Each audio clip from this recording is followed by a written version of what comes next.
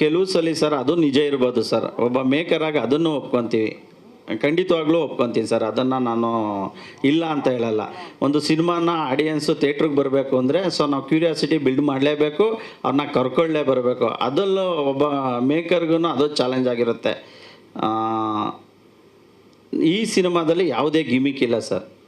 Sir, ಈ ಸಿನಿಮಾದಲ್ಲಿ ಕೊಲೆ ಆಗಿರೋ ವ್ಯಕ್ತಿ ಯಾರು ಸರ್? ಅಂದರೆ ಆರಂಭದಲ್ಲಿ ಹೇಳ್ತಾರೆ ವಯಸ್ಸಾದ ಅಪ್ಪ ಅಮ್ಮ ಇದ್ದಾರೆ, ಹೆಂಡತಿ ಬಂದು ಗರ್ಭಿಣಿ, ಸೊ ಅವ್ರಿಗೆ ಜಯ ಸಿಗಬೇಕು ಅಂತೆಲ್ಲ ಹೇಳ್ತೀರಿ. ಯಾರು ಸರ್ ವ್ಯಕ್ತಿ, ಸತ್ತಿರೋ ವ್ಯಕ್ತಿ ಯಾರು ಅಂತ? ಶಿವಸ್ವಾಮಿ ಅಂತ ಒಬ್ಬ ವ್ಯಕ್ತಿ ಸತ್ತಿರ್ತಾರೆ ಸರ್.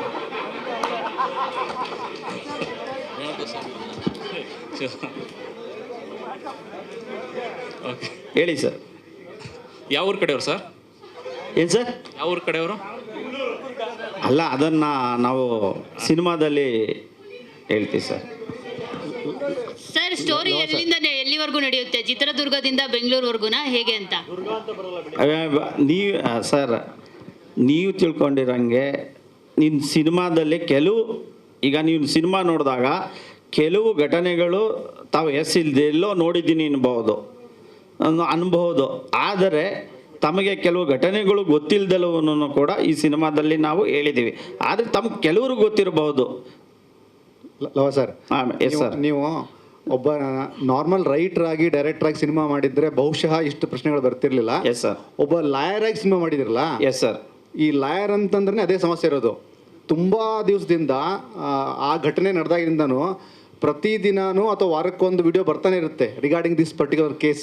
S sir. ಇಲ್ಲಿ ಡೈರೆಕ್ಟ್ರು ಕಮ್ ಲಾಯರ್ ಆಗಿರೋದ್ರಿಂದ you have to answer very clearly. ಅಂದರೆ ಇದು ಅದೇನಾ ಅಲ್ವಾ ಅಂತ. ಸರ್, ನಮಗೆ ಟ್ರೈಲರ್ ಲಾಂಚ್ ಮಾಡ್ತೀವಿ. ಆ ಸಂದರ್ಭದಲ್ಲಿ ನಾನು ಏನನ್ನು ಮುಚ್ಚಿಡೋಕ್ಕಾಗೋದಿಲ್ಲ, ಎಲ್ಲವನ್ನೂ ನಿಮ್ಮ ಮುಂದೆ ತೆರೆದಿಡಲೇಬೇಕು. ಇಲ್ಲ ಅಂದರೆ ಅದು ಆಡಿಯನ್ಸ್ಗಳಿಗೆ ರೀಚ್ ಆಗೋದಿಲ್ಲ. ಖಂಡಿತವಾಗ್ಲೂ ಕೆಲವು ದಿನಗಳಲ್ಲಿ ನಾನು ಸ್ಪಷ್ಟವಾಗಿ ತಮಗೆ ಹೇಳ್ತೀನಿ ಸರ್. ಇಲ್ಲ ಸರ್, ಇಲ್ಲ ಸರ್, ಇಲ್ಲ ಸರ್. ಮುಂದಿನ ತಿಂಗಳಲ್ಲಿ ಮಾಡಬೇಕು ಅಂತ ಪ್ಲ್ಯಾನ್ ಆಗಿದ್ದೀವಿ. ಸೆನ್ಸಾರ್ ಎಲ್ಲ ಫೈನಲ್ ಆದಮೇಲೆ ಸೊ ಅನೌನ್ಸ್ ಮಾಡ್ತೀವಿ ಸರ್. ಈಗ ನಾವೇನಂದ್ರೆ ಈಗ ನಮ್ಮ ಯೂಟ್ಯೂಬ್ ಚಾನಲನ್ನೇ ತನುಷ್ ಸ್ಟುಡಿಯೋಸ್ ಅಂತ ಯೂಟ್ಯೂಬ್ ಚಾನಲ್ ಮಾಡಿದ್ದೀವಿ ನಾವು. ಕೆಲವು ಟೀಸರ್ನ ಮತ್ತು ಆಡಿಯೋನ ಎಲ್ಲ ಕೇಳಿಸ್ತೋ ಎಲ್ಲ ಕೆಲವು ಯೂಟ್ಯೂಬ್ ಆಡಿಯೋ ಕಂಪ್ನಿಗಳಿಗೆ ಅವರೆಲ್ಲ ಓಕೆ ಆಯಿತು, ಎಲ್ಲ ಆಯಿತು. ಕೊನೆಗೆ ಅವರು ಒಂದು 2 days 3 days ಅಂತ ಹೇಳಿ ಈ ಸಿನಿಮಾ ಬೇಡ ಸರ್, ನೆಕ್ಸ್ಟ್ ಸಿನಿಮಾ ಆದರೆ ನಾನು ಮಾಡ್ತೀನಿ, ದಯವಿಟ್ಟು ಬೇಡ ಅಂತ ದೊಡ್ಡ ಕಂಪ್ನಿಗಳೇ ಹೇಳಿದರು. ಅದಕ್ಕೋಸ್ಕರ ನಾವೇ ತನುಷ್ ಸ್ಟುಡಿಯೋಸ್ ಅಂತ ಒಂದು ಯೂಟ್ಯೂಬ್ ಚಾನಲ್ ಓಪನ್ ಮಾಡಿ ಆಡಿಯೋನು ಕೂಡ ನಮ್ಮ ತನುಷ್ ಸ್ಟುಡಿಯೋಸಿಂದನೇ ನಾವು ಲಾಂಚ್ ಮಾಡ್ತಾ ಇದ್ದೇವೆ. ಸೆನ್ಸಾರ್ ಆದಾದಮೇಲೆ ಸೊ ನಾವು ಡೇಟು ಅನೌನ್ಸ್ ಮಾಡ್ತೀವಿ ಸರ್. ಲವ ಸರ್, ಅದನ್ನು ಭವಿಷ್ಯ ನಾವೇ ಮಾಡಬಹುದು. ಲವ ಸರ್, ಈ ಸಿನಿಮಾದಲ್ಲಿ ಏನಾದರೂ ಪೊಲಿಟಿಕಲ್ ಬ್ಯಾಕ್ ಡ್ರಾಪ್ ಇದೆಯಾ? ಯಾಕಂದರೆ 2004-2005 ನಡೆದಂಥ ಒಂದು ಇನ್ಸಿಡೆಂಟಲ್ಲಿ ಒಂದಷ್ಟು ರಾಜಕಾರಣಿಗಳು ಮತ್ತು ಈ ಚಿತ್ರರಂಗದವರು ಕೂಡ ಇನ್ವಾಲ್ವ್ ಆಗಿದ್ದಾರೆ, ಒಬ್ಬರನ್ನ ಒಳಗಡೆ ಹಾಕೋಕ್ಕೆ ಅಂತ ಹೇಳ್ಬಿಟ್ಟು ಒಂದಷ್ಟು ಸುದ್ದಿಗಳು ಹರಿದಾಡ್ತಾ ಇದೆ. ಸೊ ಆ ಥರದ್ದೇನಾದರೂ ನಿಮ್ಮ ಸಿನಿಮಾದಲ್ಲೂ ಇದೆಯಾ ಅಂತ? ಮೇಡಮ್, ಈಗಲೇ ನೀವು ಎಂಟೈರ್ ಸ್ಕ್ರೀನ್ ಪ್ಲೇನೇ ಸ್ಟೋರಿನೇ ಕೇಳಿಬಿಟ್ರೆ ಹೇಗೆ? ಸಿನಿಮಾದಲ್ಲಿ ಇರಲೂಬೋದು, ಇಲ್ದಲೇ ಇರ್ಬೋದು ಮೇಡಮ್. ದಯವಿಟ್ಟು ಸಿನಿಮಾ ನೋಡಿ, ಖಂಡಿತವಾಗಿಯೂ ತಮ್ಗೆ ಗೊತ್ತಾಗುತ್ತೆ ಮೇಡಮ್.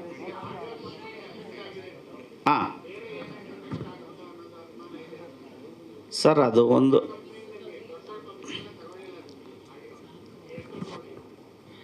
ಅಲ್ಲ, ಭವಿಷ್ಯ ಹೌದು ಇರಬಹುದು. ಆದರೆ ಸರ್, ಇವಾಗ ನಿಮಗೆಲ್ಲ ಕ್ವಶನ್ ಯಾವ ಥರ ಅರೈಸ್ ಆಗಿದೆಯೋ ಅದೇ ಥರ ಅವ್ರಿಗೂ ಅರೈಸ್ ಆಗಿರ್ಬೋದು. ಅಂದರೆ ನಾವು ಅವ್ರಿಗೆ ಸಿನಿಮಾ ತೋರ್ಸೋಕ್ಕಾಗಲ್ಲ. ನಾವು ಸಿನಿಮಾ ಮಾಡಿದ್ದೀವಿ ಕರೆಕ್ಟು. ಆಡಿಯೋ ಕಂಪ್ನಿ ತೊಗೊಂಡೇ ಇರೋದು ರೀಸನ್ನು ಏನಂತ ಹೇಳಿದ್ರೆ ಬಾಸ್ ಅಂತ ಟೈಟಲ್ ಇರ್ಬೋದು, ಅಥವಾ ಈ ಟೀಸರ್ ನೋಡಿ ಅವರು ಇದಿರ್ಬೋದು, ಅವರು ಮುಂದೆ ಏನಿರುತ್ತೋ ಸಿನಿಮಾದಲ್ಲಿ ಅಂತ ಗೊತ್ತಿಲ್ಲದಿರೋ ಪ್ರಶ್ನೆಗೋಸ್ಕರ ಬೇಡ ಅಂತ ಹೇಳಿರ್ಬೋದು. ನಾನು ರೆಗ್ಯುಲರ್ ಆಗಿ ಮಾಡೋಂಥ ಆಡಿಯೋ ಕಂಪ್ನಿಗಳೇ ಬೇಡ, ಮುಂದಿನ ಸಿನಿಮಾ ಮಾಡೋಣ ಜೊತೆಯಲ್ಲಿ ಅಂತ ಹೇಳಿದ್ರು. ಸೊ ಇಲ್ಲ ಸರ್, ಹಿಂಗೆ 2-3 days ನಾನು ವೆಯ್ಟ್ ಮಾಡಿದೆ ಸರ್. ಹಿಂಗೆ ಕನ್ವಿನ್ಸ್ ಮಾಡೋಕ್ಕಾಗತ್ತೆ? ಸಿನಿಮಾ ತೋರ್ಸೋಕ್ಕಾಗತ್ತಾ ಸರ್ ಬಿಫೋರ್ ರಿಲೀಸ್? ಹಾಂ ಸರ್, ನಾವೆಲ್ಲ ಎಕ್ಸ್ಪ್ಲೈನ್ ಮಾಡಿದ್ವಿ, ಸಿನಿಮಾ ಚೆನ್ನಾಗಾಗುತ್ತೆ ತಗೊಳ್ಳಿ, 100% ಸಿನಿಮಾ ತುಂಬ ಚೆನ್ನಾಗಿ ಬಂದಿದೆ. ಯಾಕೆ ಅಂತ ಹೇಳಿದ್ರೆ ನಾವು ಸಿನಿಮಾನ ಒಂದು ವರ್ಷ ನಾವು ನೋಡಿದಾಗ ಅಲ್ಲಿ ನಾವು ಒಂದು ಸರ್ಟೈನ್ ಆಡಿಯನ್ಸ್ನ ನಾವು ಇಟ್ಕೊಂಡು ನೋಡಿದಾಗ ಒಂದು ಮೂರು ಜನ ಲೇಡೀಸು ಇದ್ರು, ಮುಂದೆ ಸೀಟಲ್ಲಿ ಕೂತ್ಕೊಂಡು ಅಳ್ತಾ ಇದ್ರು ಲಾಸ್ಟಲ್ಲಿ ಕ್ಲೈಮ್ಯಾಕ್ಸಲ್ಲೆಲ್ಲ. ಅದು ಅವರ ರಿಯಾಕ್ಷನ್ ಆಗಿತ್ತು ಆ ಥರ. 2 ಸಾಂಗ್ ಇದೆ ಸರ್, 2 ಸಾಂಗ್ ಇದೆ.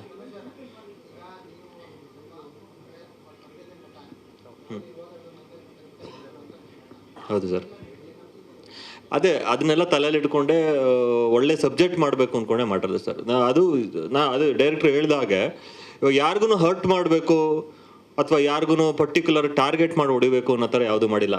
ಅವರ ತಲೆಯಲ್ಲಿ ಏನಿದೆಯೋ, ನನಗೆ ಕಥೆ ಹೇಳ್ಬೇಕಾದ್ರೂ ಅಷ್ಟೇ ಅವರು ನನ್ನ ತಲೆಯಲ್ಲಿ ಇದಿದೆ ಸರ್, ಈ ಥರ ಇದೆ ನನ್ನ ತಲೆಯಲ್ಲಿ, ಈ ಥರ ಸಬ್ಜೆಕ್ಟನ್ನು ಮಾಡಿದ್ರೆ ನಿಮ್ಗೆ ಒಳ್ಳೆ ಎಂಟರ್ಟೈನ್ಮೆಂಟ್ ಫ್ಯಾಕ್ಟರ್ ಇದೆ, ಮತ್ತು ಜನಗಳು ಕುಂತ್ಕೊಂಡು ಇಂಟ್ರೆಸ್ಟಿಂಗ್ ಆಗಿ ಕ್ಯೂರಿಯಾಸಿಟಿಯಿಂದ ನೋಡ್ತಾರೆ ನೆಕ್ಸ್ಟ್ ಏನಾಗ್ಬೋದು ಅನ್ನೋ ಒಂದು ನಾವು ಸ್ಕ್ರಿಪ್ಟನ್ನು ತುಂಬ ಸ್ಟ್ರಾಂಗ್ ಆಗಿ ವರ್ಕ್ ಮಾಡಿದ್ವಿ. ಇದು ಬೇರೆ ಕಡೆ ಕೂತ್ಕೊಂಡು ನಮ್ಮ ಫ್ರೆಂಡ್ ಅವ್ರ ತೋಟದಲ್ಲೇ ಕೂತ್ಕೊಂಡು ಮಾಡಿದ್ವಿ. ಸೊ ಆ ಸ್ಕ್ರಿಪ್ಟಿಂಗ್ ಟೈಮಲ್ಲೇ ನಮಗೆ ಗೊತ್ತಾಯ್ತು ಆ್ಯಕ್ಚುಲಿ ಸಿನಿಮಾ ಹೆಂಗೆ ಬರ್ಬೋದು ಅಂತ.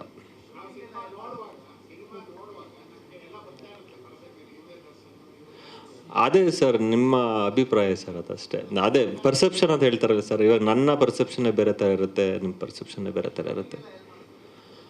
ಬ್ಯಾಂಗ್ಳೂರು ಸರೌಂಡಿಂಗ್ ಅಷ್ಟೇ. ಎಸ್ ಮೇಡಮ್, ಬಂದಿಲ್ಲ. ಒಬ್ಬರು ಆ್ಯಕ್ಚುಲಿ ಹೈದ್ರಾಬಾದಲ್ಲಿದ್ದಾರೆ, ಪಾಯಲ್ ಚಂಗಪ್ಪ ಅಂತ ಮಾಡಿದ್ದಾರೆ. ಸೊ ನಂತರ ಮೋನಿಕಾ ಗೌಡ, ವಂದಿತಾ ಅಂತ ಈಗ ಹೆಸರು ಚೇಂಜ್ ಮಾಡ್ಕೊಂಡಿದ್ದಾರೆ. ಶೀಲಾ ಗೌಡ ಅಂತ ಒಬ್ಬರು, ಲಕ್ಷ್ಮಿ ಅಂತ ಒಬ್ಬರು ಇದ್ದಾರೆ. ಕ್ಷಣ ಕ್ಷಣದ ಸುದ್ದಿಗಳಿಗಾಗಿ ಫ್ರೀಡಂ ಟಿವಿ ಸಬ್ಸ್ಕ್ರೈಬ್ ಮಾಡಿ, ಲೈಕ್ ಮಾಡಿ ಹಾಗೂ ಫಾಲೋ ಮಾಡಿ. ಹೊಸ ಸುದ್ದಿಗಳ ನೋಟಿಫಿಕೇಶನ್ಗಾಗಿ ಬೆಲ್ ಐಕಾನ್ ಮೇಲೆ ಕ್ಲಿಕ್ ಮಾಡಿ.